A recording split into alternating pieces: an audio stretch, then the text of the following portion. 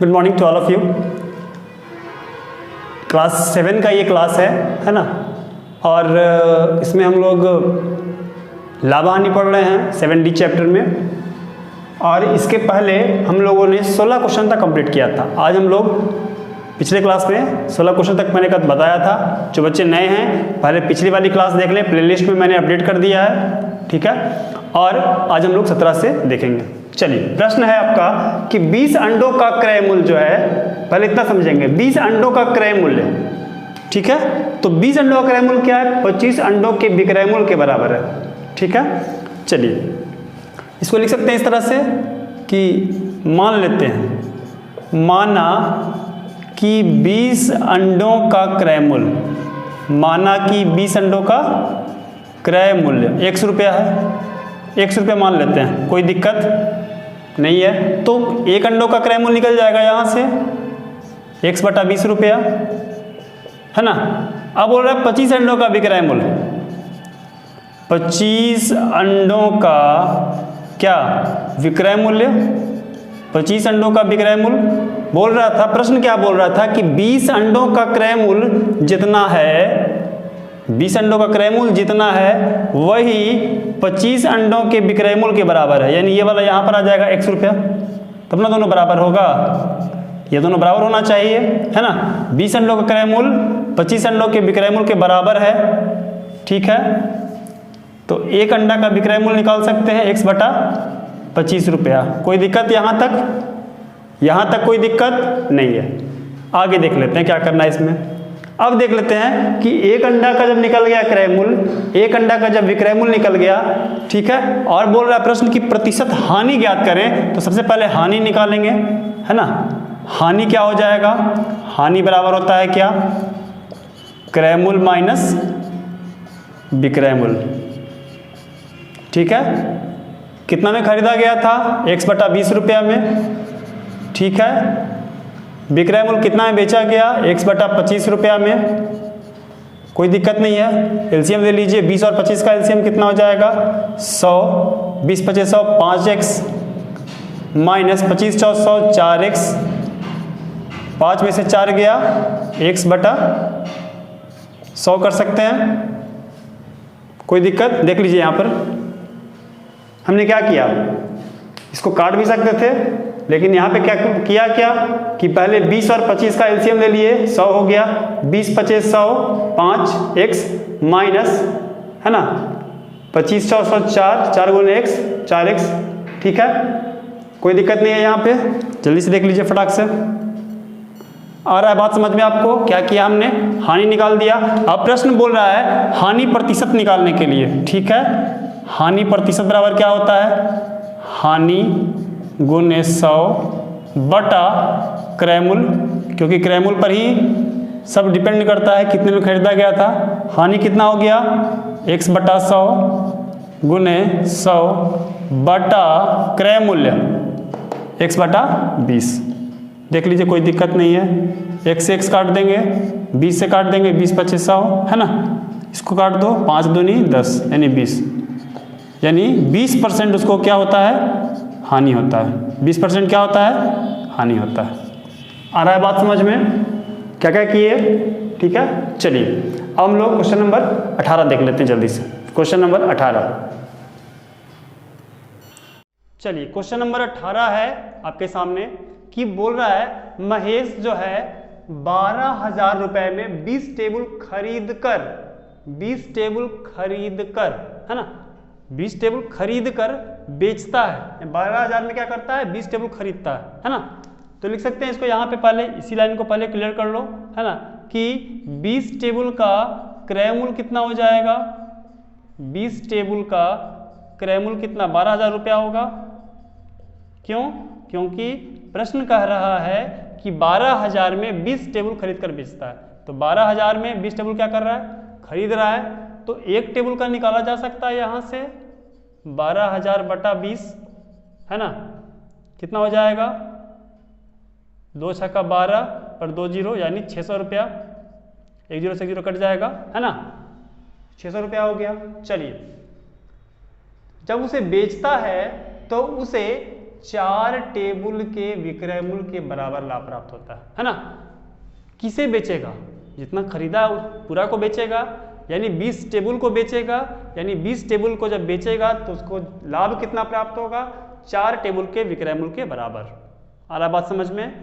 पूरा को ना बेचेगा, जब उसने लाया पूरा को बेचेगा, ठीक है। तो लिख सकते हैं कि 20 टेबुल बेचने पर लाभ, 20 टेबुल बेचने पर कितना लाभ होगा वो लिख सकते हैं हम लोग यहाँ पे। 20 टेबुल बेचने पर लाभ कितना होगा? 4 टेबुल के विक्रय मूल्य के बराबर। कोई दिक्कत नहीं है, ठीक है। तो 20 टेबुल को जब बेचा तो इतना 20 टेबुल पर लाभ हो रहा है 4 टेबुल के विक्रय मूल्य के बराबर, तो 1 टेबुल पर लाभ कितना होगा?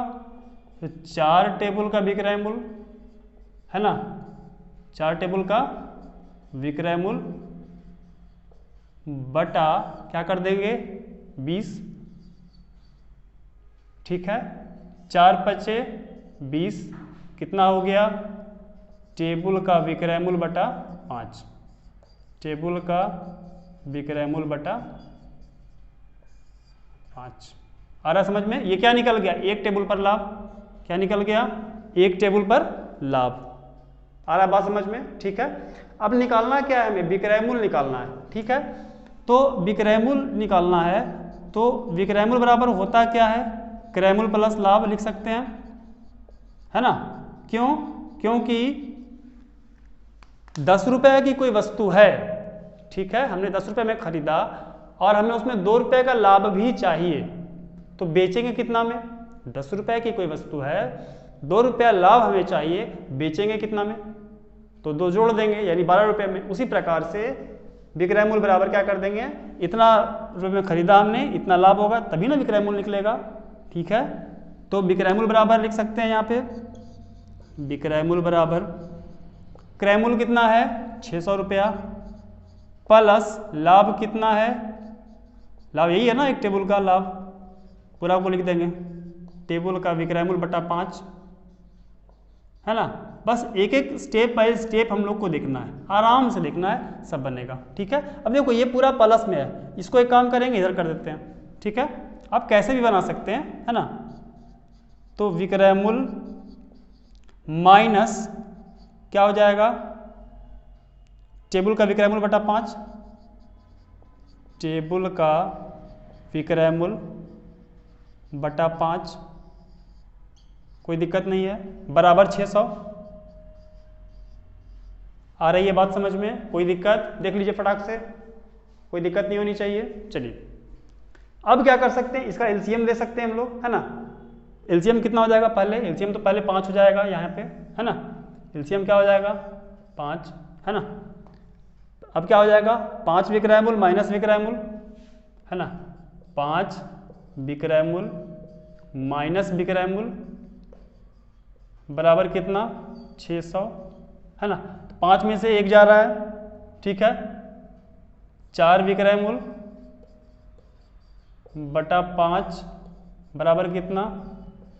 600, ठीक है। काट सकते हैं इसको, 15 चौ 60, 150। इसीलिए विक्रय मूल्य कितना हो जाएगा? 5 को उधर ले जाएंगे तो ये भाग में इधर जाएगा तो क्या हो जाएगा? गुना में हो जाएगा, यानी 115 पचे 75, यानी 750 रुपया। ये निकल गया किसका? 1 टेबुल का विक्रय मूल्य निकल गया 750 रुपया। आ रहा है बात समझ में? कोई दिक्कत नहीं है। चलिए वीडियोस को पॉज कर करके देखेंगे आप, ठीक है, तब आपको ज़्यादा समझ में आएगा, ठीक है। चलिए अगला क्वेश्चन देख लेते हैं हम लोग इसके बाद का, क्वेश्चन नंबर 19। चलिए क्वेश्चन नंबर 19 आपके बोर्ड पे है ना, कि एक व्यक्ति ने 650 रुपए में 2 घड़ी खरीदी। कितने में? 650 में, ठीक है। थोड़ा साफ आ जाए, हाँ। एक व्यक्ति ने 650 रुपए में 2 घड़ी खरीदी, ठीक है। लेकिन दोनों घड़ी जो है जब उसने खरीदा तो दोनों घड़ी बराबर बराबर मूल्य का तो नहीं है। ये तो प्रश्न कर रहा है कि दोनों घड़ी जो है वो बराबर बराबर मूल्य का नहीं है, है ना। हो सकता है एक घड़ी 400 रुपये का होगा तो दूसरे घड़ी का कीमत जो होगा वो 250 होगा, 250 होगा, है ना। एक घड़ी 500 का होगा तो दूसरा घड़ी जो होगा वो 150 का हो सकता है ना। यानी 650 में 650 रुपये में 2 घड़ी खरीदा, ठीक है। इसका मतलब कि दोनों का हमें मालूम नहीं है कि अलग अलग उसका क्या उसका कीमत हो सकता है। यदि वह एक को 20% लाभ पर और दूसरे को 25% हानि पर बेचे तो विक्रय मूल्य क्या होते हैं, दोनों घड़ी के समान होते हैं। तो उसने कितने रुपए में घड़ी खरीदा था, ठीक है। तो मान लेते हैं कि पहला घड़ी उसने 100 रुपये में खरीदा था, कोई दिक्कत नहीं होना चाहिए। माना कि पहली घड़ी का क्रय मूल्य, है ना, पहली घड़ी का क्रय मूल्य बराबर 100 रुपया, कोई दिक्कत नहीं है। इसीलिए दूसरी घड़ी का क्रय मूल्य कितना हो जाएगा, 650 माइनस x रुपया, है ना। क्यों? क्योंकि इसमें से x घटा देंगे तभी निकलेगा ना। चलिए, पहली घड़ी को क्या कर रहा है, 20% लाभ पर बेच रहा है ना। तो पहली घड़ी पर लाभ कितना, 20%, ठीक है। दूसरी घड़ी पर 25% हानि है, दूसरी घड़ी पर क्या है, 25% हानि है, कोई दिक्कत नहीं है ना। बोल रहा है दोनों घड़ी का विक्रय मूल्य समान प्राप्त होता है ना। लिख सकते हैं कि पहली घड़ी का विक्रय मूल्य बराबर दूसरी घड़ी का विक्रय मूल्य, लिख सकते हैं कि नहीं, देख लीजिए। क्यों? क्योंकि प्रश्न में कह रहा है कि दोनों घड़ी को जब बेचा जाता है तो दोनों घड़ियों का विक्रय मूल्य क्या होता है, समान प्राप्त होता है, ठीक है। इसीलिए दोनों घड़ी का विक्रय मूल्य हमने क्या कर दिया, यहाँ पर बराबर कर दिया। देख लीजिए यहाँ पे पहली घड़ी का विक्रय मूल्य बराबर क्या, दूसरी घड़ी का विक्रय मूल्य, कोई दिक्कत नहीं होना चाहिए। चलिए, विक्रय मूल्य का फॉर्मूला लगा देंगे यहाँ पर हम लोग जल्दी से। क्रय मूल्य इंटू 1, चूंकि पहली घड़ी पर लाभ हो रहा है इसीलिए प्लस लाभ परसेंट कर देंगे, ठीक है। 1 प्लस लाभ परसेंट बटा 100 बराबर दूसरी घड़ी का क्रय मूल्य इंटू, चूंकि दूसरी घड़ी पर हानि हो रहा है इसलिए माइनस वाला फार्मूला, हानि परसेंट वाला फार्मूला, कोई दिक्कत नहीं है। चलिए, पहली घड़ी का क्रय मूल्य 100 रुपया, x इंटू 1 प्लस लाभ 20/100 बराबर क्रय मूल्य कितना, 650 minus x into 1 minus 25/100। Simple सा फॉर्मूला पे लगा दिया, लाभ पे 20 लगा दिया, हानि पर 25 लगा दिया, ठीक है। चलिए, अब इसमें क्या कर सकते हैं, इसको हम लोग सॉल्व कर लेंगे आसानी से, ठीक है। 100 एकम 100 और 20, 120/100 हो जाएगा। यहाँ पर 120x/100 बराबर 650 माइनस x इंटू 100 में 100 एकम 100 में से 25 माइनस होगा 75/100, कोई दिक्कत नहीं है। 100 से 100 काट सकते हैं, ठीक है। चलिए, 120 और 75 100 काट सकते हैं किससे, 15 से, 15 8 20 से, 15 5 75 हो गया। क्या बचा उसको लिख देते हैं। चलिए, यहीं पे लिख देते हैं, 8x बराबर 650 को 5 से गुना करेंगे, गुने 5 माइनस x को भी 5 से, चूंकि 5 जो है वो दोनों पर है ना, 5 जो है वो दोनों से गुना होगा, 650 को 5 से गुना कर दिए, माइनस 5x हो जाएगा। आ रहा है बात समझ में? चलिए, माइनस 5x को इधर कर देंगे, कितना हो जाएगा, माइनस इधर जाएगा तो प्लस में हो जाएगा, यानी 8x पहले था, 5 और जाएगा तो कितना हो जाएगा, 13x बराबर कितना हो गया, 650 गुने 5, कोई दिक्कत नहीं है, 13 5 65, है ना। x बराबर कितना हो गया, 5 5 25, 250 रुपया। देख लीजिए, कैलकुलेशन है, ठीक है। कैलकुलेशन में क्या करना होगा आपको कि कैलकुलेशन, सारा जो भी कैलकुलेशन है वो आपको खुद से करना होगा, ठीक है। वीडियो पॉज कर लेंगे, खुद से करने का प्रयास करेंगे, जहां पर नहीं समझ में आएगा वहां पर आप फिर से इसको प्ले कर लेंगे। चलिए, अब जो है x बराबर 250 निकल गया, यानी पहली घड़ी का क्रय मूल्य वही निकल रहा था ना कि दोनों घड़ी का क्रय मूल्य कितना था, इसीलिए लिख सकते हैं हम लोग पहली घड़ी का क्रय मूल्य कितना हो गया, पहली घड़ी का क्रय मूल्य कितना हो गया, 250 रुपया। x बराबर 250, ठीक है। और दूसरी घड़ी का क्रय मूल्य कितना हो जाएगा, 650 माइनस एक्स था ना, हमने माना था 650 माइनस एक्स, यानी 650 में से कितना घटा देंगे, 250 घटा देंगे, कोई दिक्कत नहीं है। इसलिए कितना हो जाएगा, 400 रुपया। एक हो गया आपका 250, एक हो गया 400 रुपया। आ रहा है बात समझ में, कोई दिक्कत नहीं है। चलिए अगला क्वेश्चन कर लेते हैं, क्वेश्चन नंबर 20, जल्दी से हम लोग। चलिए क्वेश्चन नंबर 20 है आपके पास में कि एक धोखेबाज जो दुकानदार है वो माल खरीदने में, यानी कोई वस्तु खरीदता है तो 2%, है ना, यानी जब वो खरीदने जाता है तो 2% की बेईमानी करता है। आ रहा बात समझ में, खरीदने जब जाता है तो 2% की क्या करता है, बेईमानी करता है ना। अच्छा, और बेचने जाता है तो 2% की भी बेईमानी करता है। पहले खरीदने को समझ लेते हैं हम लोग बढ़िया से, ठीक है। खरीदने जब जाएगा तो बेईमानी किस प्रकार से करेगा, ठीक है। यानी जब खरीदने जाता है तो अगर वस्तु का जो दाम है, वस्तु का मूल्य है वो 100 रुपया है, ठीक है। वस्तु का मूल्य मान लेते हैं 100 रुपया, ठीक है। तो जिस दुकान से वो खरीदने जाएगा उस अगला जो दुकानदार होगा या जो जहाँ से वो खरीदने जाएगा वो तो पूरी 100 रुपया अपना लेगा, ठीक है ना। लेकिन ऐसा तो नहीं है कि वो 98 रुपये लेगा, ठीक है। पैसा में तो इसको नहीं किया जा सकता है ना। लेकिन 100 रुपया का सामान दे करके ये जो दुकानदार है वो क्या करता है, 102 रुपये का सामान उठा लेता है, ठीक है ना। यानी वस्तु के भार में, वस्तु में वो घोटाला करता है, पैसा में घोटाला नहीं करता है, ठीक है। जनरली ऐसा ही होता है कि 100 रुपये का वस्तु है तो 100 रुपया वो देगा जरूर, लेकिन वहां से क्या करेगा, 102 रुपये का सामान उठा लेगा। आ रहा है बात समझ में। चलिए दूसरा कर रहा है कि बेचने में 2% की बेईमानी करता है। तो जब बेचने जब जाता है ना, तो 100 रुपया का वस्तु है, 100 रुपये में पैसा 100 रुपया ही आदान प्रदान होता है, लेकिन थोड़ा कम करके वो देता है ना। आपने देखा होगा कभी कभी दुकान में जब आप जाते होंगे तो थोड़ा भार कम रहता है किसी किसी का बटखारा में, है ना, बाट में, ठीक है। तो दुकानदार क्या करता है, वो अपनी चालाकी करने के लिए, बेईमानी करने के लिए वो क्या कर लेगा वहाँ पे कि 100 रुपये का जो वस्तु है उस पैसा वो उतना ही देगा, लेकिन पैसा वो उतना ले लेगा, है ना, बेचते वक्त में, लेकिन उसको 98 रुपये का सामान दे देगा, है ना। तब वहाँ पर जो है 2% की बेईमानी हो जाएगा, ठीक है। तो बोल रहा है कितना प्रतिशत लाभ बताएं, है ना, उसका लाभ कितना होगा वो बताएं, है ना। तो मान लेते हैं कि माना कि वस्तु का वास्तविक मूल्य कितना था। माना, बहुत अच्छा क्वेश्चन है ये, माना कि वस्तु का वास्तविक मूल्य, माना कि वस्तु का वास्तविक मूल्य कितना है, 100 रुपया, कोई दिक्कत नहीं है, ठीक है।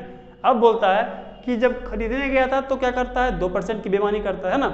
तो लिख सकते हैं, पहले खरीदते वक्त लिखते हैं, चूंकि, है ना, जब वो खरीद रहा है तो कैसे बेईमानी करेगा, है ना। खरीदते समय कितना करता है, 2% की करता है बेईमानी। खरीदते समय 2% की बेईमानी करता है, खरीदते समय 2% की बेईमानी करता है ना, बेईमानी करता है। जब वो खरीद रहा है तब की बात है ये, ठीक है ना। तो 2% के का क्या कर रहा है, वो बेईमानी कर रहा है ना। लिख सकते हैं नीचे, खरीदे गए वस्तु का मूल्य निकाल लेते हैं, है ना। तो खरीदे गए वस्तु का मूल्य, है ना, कितना करेगा बेईमानी, 2%, है ना। तो 100 जोड़ 100 का 2%, ही ना होगा, 100 से 100 काट देंगे, 100 और 2 कितना हो गया, 102 रुपया। आ रहा है बात समझ में, है ना, कोई दिक्कत नहीं है। चलिए पुनः बेचते वक्त 2% की क्या करता है, बेईमानी करता है ना। बेचते वक्त या बेचते समय 2% की बेईमानी करता है। बेचते समय क्या करता है? 2% की बेईमानी करता है। कोई दिक्कत? देख लीजिए फटाक से। बेचते समय क्या कर रहा है? 2% की बेईमानी कर रहा है। ठीक है, तो बेचते वक्त जब 2% की बेईमानी करता है ना, ठीक है, तो विक्रय मूल्य कितना हो जाएगा वस्तु का, है ना, वो कितना में बिकेगा? विक्रय मूल्य बराबर कितना हो जाएगा? 2% इसमें भी कर रहा है ना, 100 जोड़ 100 का 2%, यानी 100 और जोड़ 2 कर देंगे, कितना हो जाएगा? 102 रुपया। देख लीजिए, कोई दिक्कत है? कोई दिक्कत? यहाँ तक कोई दिक्कत नहीं आ रहा है? चलिए आगे देखते हैं, है ना। अब 100 रुपये का जो सामान है, 100 रुपये का जो सामान है वो कितना में बेचेगा? वो बढ़ा के बेचेगा ना, ठीक है, तब ना बेईमानी होगा। कम करके तो बेचेगा नहीं, है ना। कोई दुकानदार कम करके तो नहीं बेचेगा, है ना। वस्तु का जो मूल्य है उसे बढ़ा करके बेचेगा, तभी ना बेईमानी होगा। ठीक है, चलिए, चूंकि 100 रुपये का सामान बेचता है, 100 रुपये का सामान बेचता है, कितना रुपए में? 102 रुपये में। कोई दिक्कत? 100 रुपये का सामान कितना में बेच रहा है? 102 रुपये में, इसीलिए 1 रुपये का सामान कितना में बेचेगा? 102/100, है ना। अब उसने सामान लाया कितना था? शुरू में याद कीजिए कि जब वो सामान लाने गया था तो 100 रुपया दिया था, लेकिन सामान लाया कितना का था? 102 रुपये का, है ना। तो बेचेगा भी तो पूरा वो 102 रुपया, ठीक है, इसीलिए 102 रुपये का सामान बेचेगा कितना में? 102/100 गुने 102। ठीक है, आ रहा बात समझ में? गुना कर दीजिए, मल्टीप्लाई कर दीजिए इसको, 102 गुने 102 कर दीजिए जल्दी से, 2 दूनी 4, है ना, 2 एकम 2, 3 0 102, 4 0 4 0 1, कितना आ गया? 104/04। आ रहा है बात समझ में? देख लीजिए, आ रहा है बात समझ में? इतना रुपया, ठीक है, कोई दिक्कत? यहाँ तक कोई दिक्कत किसी को नहीं है? चलिए अब देखिए, यानी खरीदा कितना में था? 100 रुपया में। बेच कितना में रहा है? इतना रुपया में, ठीक है ना। तो उसको लाभ हो रहा है कि हानि हो रहा है? पहले ये चीज़ क्लियर कर लेते हैं हम लोग, है ना। खरीदा था 100 रुपया में, है ना, 100 रुपया दिया था ना, और बेच रहा है उसको इतना रुपया में, ठीक है। अच्छा, ये दोनों को गुना किए हैं, बटा 100 कर देंगे तो यहाँ पे दशमलव आ जाएगा, बटा 100 बराबर कितना हो जाएगा? 104.04 रुपया, है ना। गुना करके बटा करना था ना यहाँ पे। चलिए, अब 100 रुपये में खरीदा था, 104 रुपया 4 पैसा में उसको बेचा, ठीक है, तो उसको क्या हो जाएगा? लाभ होगा, है ना। लाभ बराबर कितना हो जाएगा? विक्रय मूल्य माइनस क्रय मूल्य। चलिए 104/04 माइनस 100 कर देंगे, कोई दिक्कत है ना। दशमलव कर सकते हैं, दशमलव कर 2 0, है ना, तो ये 0,4 तो हो ही जाएगा, है ना, और ये 104 में से 100 जाएगा तो 4 रुपये 4 पैसे। ये लाभ निकल गया उसका। बोल रहा है प्रतिशत लाभ बताएं, तो आप जानते हैं प्रतिशत लाभ बराबर क्या फार्मूला होता है? लाभ गुने 100 क्रय मूल्य, यही होता है। चलिए, लाभ कितना हो गया? 4.04 गुने 100 क्रय मूल्य। क्रय मूल्य कितना? 100 रुपये में खरीदा था, 100 से 100 कट जाएगा, कितना बचेगा? 4.04%। ये उसका क्या हो जाएगा? लाभ प्रतिशत हो जाएगा, ठीक है। चलिए, उम्मीद करता हूँ कि सारे प्रश्न आपको समझ में आ रहे होंगे, ठीक है। यहाँ पर दिक्कत होगा आप मुझे ज़रूर बताएं कमेंट करके, ठीक है। जो बच्चे नए हैं चैनल को सब्सक्राइब कर लीजिए और बेल आइकन प्रेस कर दें, ताकि आपको इसके बाद की जो भी वीडियोस आते रहे वो आपके मोबाइल पर मिलता रहे, ठीक है। तो मिलते हैं हम लोग नेक्स्ट क्लास में, तब तक के लिए आप अपना ख्याल रखिए, टेक केयर।